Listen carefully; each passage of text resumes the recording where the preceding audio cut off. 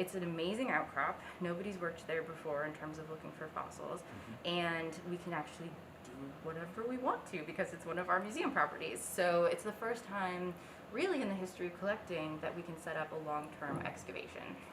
Now, Erie County obviously is not special in any way when it comes to dinosaurs, and we talked about this a little bit before, but for the tape, tell me why we would find fish there. Okay, so the rocks that we have are these black shales, and you actually see them all over the place. Wherever you really have a river that's cut through the shale, you can get these big outcrops.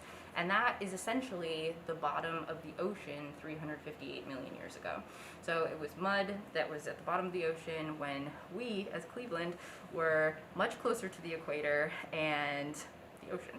And so that is where we find these fish fossils because they were living here at that time. And what would the ocean have been like at that time? Warm water, Yep. lots and lots of plant life, tropical? It was, I would say, pretty tropical. Yeah, it was south of the equator. People say shallow a lot, but we're not really sure exactly the depth of the water. People have been studying that for a little while, and it was full of a lot of really weird-looking animals that are very different than the ones we have today. Coral, that sort of thing? Yeah, that's a question. I don't know what the record of coral is, actually. The majority of the plants that we find in the Cleveland Shale actually are from the land that washed into the water and were buried. So I don't know, and I'm not a paleobotanist, so don't quote me on this. You can. I don't know exactly what the record of plant life from this time period was from the ocean. We get a much better record of the plants that were on land. With respect, it seems like shale would be an awful place to look because it's thin, it breaks very, very easily. You would think that over millions and millions of years, just natural forces would have erased all these things. So why are they still around? Why hasn't it all been washed away? So shale was basically mud before it was a rock, and these animals got buried in it, and then over time it became lithified or became a rock, and you still find the animals in there. And we do lose some things. Some things get eroded away and we never find them, which is always sad. But that is actually how we find the majority of things, is because of the erosion that's happening along these cliffs. We can actually see like bones sticking out, and that's how we find stuff.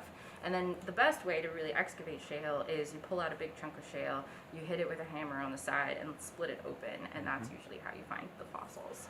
If amateur history hunters are hunting along the banks of the Vermilion River or along the shore of Lake Erie, what are maybe the top 5 things that they're likely to find? So I would say probably the most likely thing that they are to find is a plant.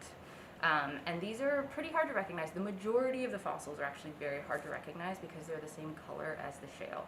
So it's dark on dark. So you really have to get an eye for it. But there are little bits of plants basically all over the place. That's something that's pretty common to find. And that just essentially looks like a little dark spot with a slightly different texture than the shale.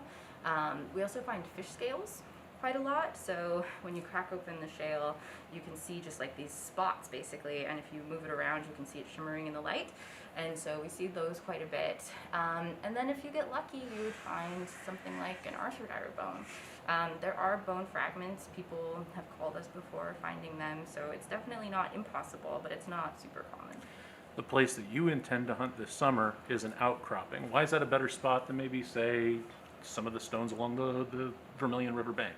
So this outcropping is perfect because we know it's the right age rocks, we know it's the Cleveland Shale formation, and then one of the main reasons that this particular area is nice, other than the fact that nobody's looked there before, is I've been out there 3 times now, and every time I've been out there, there's been a new rock fall.